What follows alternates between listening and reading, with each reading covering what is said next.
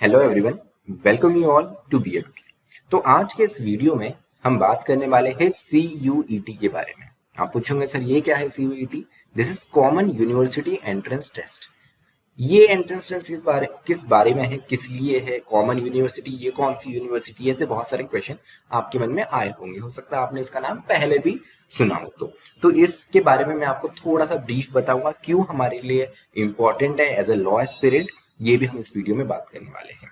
तो common university entrance test, ये entrance test जो है यूनिवर्सिटी ग्रांट कमीशन जो है इन्होंने स्टार्ट किया है। कंडक्ट किया जाता है NTA के द्वारा, that is national testing agency के द्वारा। तो इंडिया में जितनी भी सेंट्रल यूनिवर्सिटीज है, सेंट्रल यूनिवर्सिटी कौन सी यूनिवर्सिटी? ऐसी यूनिवर्सिटी जो कि ministry of education, government of India, मतलब जो हमारी यूनियन गवर्नमेंट है, इनके अंदर जो यूनिवर्सिटीज आती है। For example Delhi university, Banaras Hindu university, Allahabad university, Jamia Millia Islamia, ठीक है, पुदुचेरी यूनिवर्सिटी।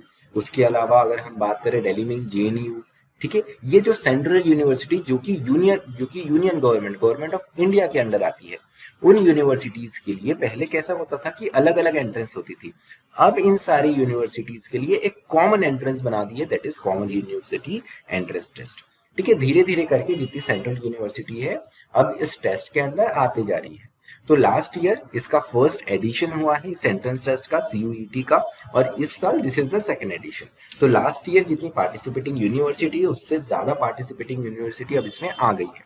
और मिनिस्ट्री ऑफ एजुकेशन जो है गवर्नमेंट ऑफ इंडिया की, इन्होंने क्लियरली बोलते हैं सारी सेंट्रल यूनिवर्सिटीज को जो कि उनके अंडर आती है कि अब आपको एंट्रेंस टेस्ट अलग अलग नहीं करवाना है, बच्चों को बहुत इनकन्वीनियंट होता है। एक कॉमन एंट्रेंस हमने ये बना दी है, सब आपके कॉलेजेस के जो भी बच्चे हैं, यूनिवर्सिटीज में जो भी बच्चे हैं, अब आप इस एंट्रेंस टेस्ट के थ्रू आप एडमिट करोगे। तो अपनी प्रोसेस जल्दी से जल्दी करिए कि आप CUET में आ जाए।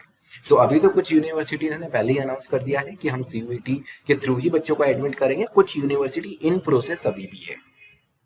तो यहाँ पर अगर आपको सेंट्रल यूनिवर्सिटी से लॉ करना है, अब सेंट्रल यूनिवर्सिटी में BHU की बात करें या DU की बात करें, या हम जामिया मिलिया की बात करें, या हम AMU की बात करें, या हम पुदुचेरी यूनिवर्सिटी की बात करें, जिससे पहले पौंडीचेरी यूनिवर्सिटी कहा जाता था, तो इन सारी यूनिवर्सिटीज में ना जो BLLB है, ये काफी हम कह सकते हैं कि one of the top faculties में इंडिया के आता है।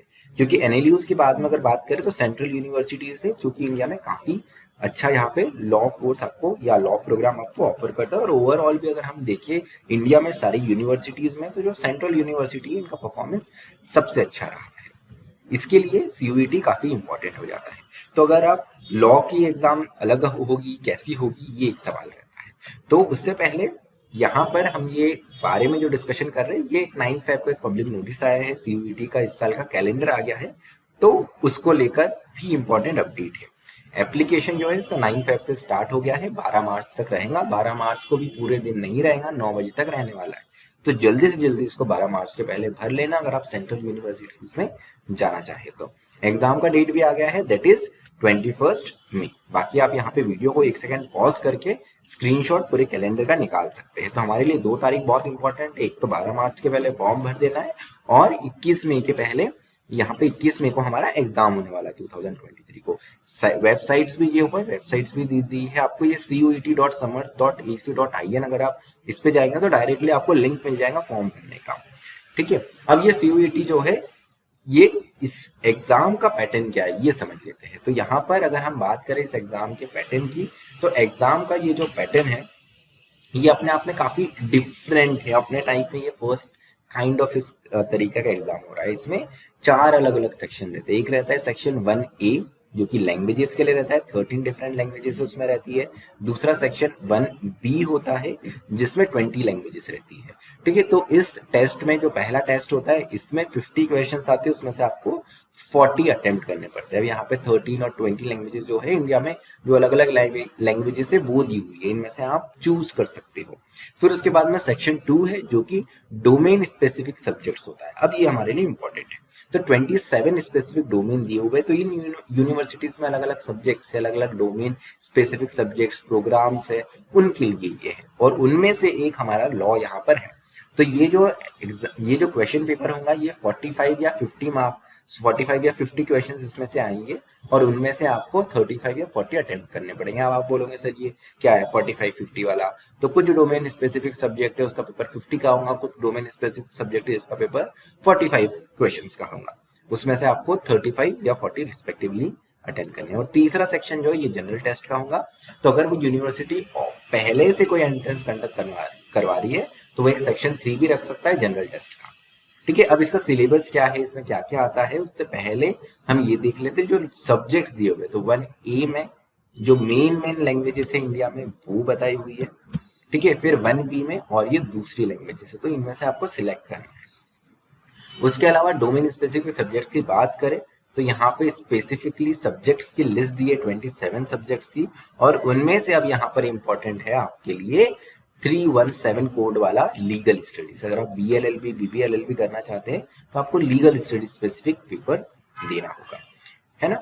तो यहाँ पर ये पर्टिकुलर हमने डिस्कशन कर लिया। अब उसके बाद में लीगल स्टडीज की जैसे मैं बात कर रहा था, तो लीगल स्टडीज में क्या आता है, लीगल स्टडीज की अगर हम बात करें तो यहाँ पर अभी तक के जो हम एंट्रेंस अलग अलग होती थी लॉ की ही यूनिवर्सिटीज के लिए वैसा ही आता है। जुडिशरी के कुछ सब्जेक्ट आते हैं, बेसिक लॉ का जो लीगल स्टडीज है सिलेबस दिया हुआ है, एक structure and hierarchy of court जो कि हम जनरली कॉन्स्टिट्यूशन में डिस्कस ही करते हैं। उसके बाद में कॉन्स्टिट्यूशन का रोल, इम्पार्शलिटी, कैसे अपॉइंटमेंट, ट्रेनिंग, रिटायरमेंट जजेस का, कोर्ट क्या होते हैं, उनके जुडिशियल रिव्यू क्या है, ये टॉपिक ऑफ लॉ में law of property, contract, tort, है ना, क्रिमिनल लॉ कैसा है इंडिया में ये। उसके अलावा EDR आता है, that is alternate dispute resolution, जिसमें आर्बिट्रेशन और ट्रिब्यूनल ये सारी चीजें कवर होती है। ह्यूमन राइट्स आता है, लीगल प्रोफेशन इन इंडिया के बारे में थोड़ा बहुत पूछा जाता है, और लीगल सर्विसेज जैसे नालसा या स्टेट लीगल सर्विस अथॉरिटी इनके बारे में।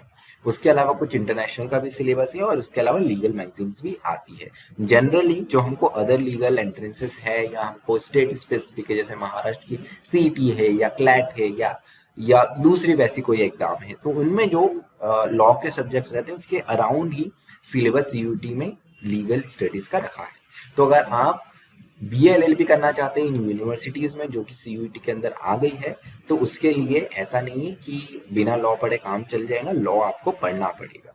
और ये जो जनरल टेस्ट रहता है, तो लैंग्वेजेस में बेसिकली क्या क्या पूछते हैं, लीगल का तो मैंने बता दिया, उसके बाद में जनरल टेस्ट और लैंग्वेजेस का भी हम थोड़ा सा देख लेते हैं। ठीक है, अगर हम फर्स्ट लैंग्वेज पेपर की बात करें तो इसमें रीडिंग कॉम्प्रहेंशन रहता है।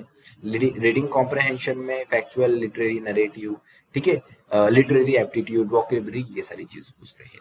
डोमेन सब्जेक्ट का मैंने आपको बता दिया। उसके अलावा जो जनरल टेस्ट है जो कि यूनिवर्सिटी स्पेसिफिक पहले से अगर कोई टेस्ट कर रही थी तो उसी लाइन पे वो एक टेस्ट एक्स्ट्रा कंडक्ट करवा सकते हैं। कुछ यूनिवर्सिटी ऐसी जो कि मेरिट बेसिस पे लेती थी तो उनमें नहीं होगा ये, है ना। तो ये यूनिवर्सिटी की रिक्वायरमेंट के ऊपर है। यहाँ पर जो जनरल आप एंट्रेंसेस देते हैं वैसा ही सिलेबस रहेगा, GK, current affairs, mental ability, reasoning, ठीक है, मैथमेटिक्स जो आपने 10th तक का पढ़ा है, लॉजिकल और एनालिटिकल रीजनिंग, ये सारी चीजें आएंगी। ठीक है, तो अगर आप सेंट्रल यूनिवर्सिटीज में एडमिशन चाहते हैं तो CUET आपके लिए ही एक कंपलसरी थिंग है जो आपको करनी है। कौन कौन सी पार्टिसिपेटिंग यूनिवर्सिटी है थोड़ा सा उसके बारे में बता देता हूँ। Aligarh Muslim university, Assam university, Baba Saheb Bhimrao Ambedkar university, BHU central university of Andhra Pradesh, south Bihar की सेंट्रल यूनिवर्सिटी, ठीक है, ये अलग अलग यूनिवर्सिटीज है। JNU में भी इसमें आ गया है और जामिया मिलिया इस्लामिया भी इसी में आ गया है। तो जल्दी से जल्दी फॉर्म भर दीजिए। सिलेबस जो है वो हमने देख लिया है। इससे रिगार्डिंग कोई भी क्वेश्चन हो तो डिस्क्रिप्शन में दिए हुए नंबर पे आप हमको कॉल करके जो भी आपका क्वेरी है वो व्हाट्सएप पे मैसेज करके या आप उनको कॉल करके पूछ सकते हैं। So this is all for this particular video. We are a coaching institute. अगर आपको इन एग्जाम्स की तैयारी करनी है, गाइडेड तैयारी करनी है, so we are one of the option for you. आप चाहे तो हमसे बात कर सकते हैं, हमारे काउंसलर से फ्री ऑफ कॉस्ट आप बात कर सकते हैं। So thank you so much for listening me. Stay tuned to be Educare.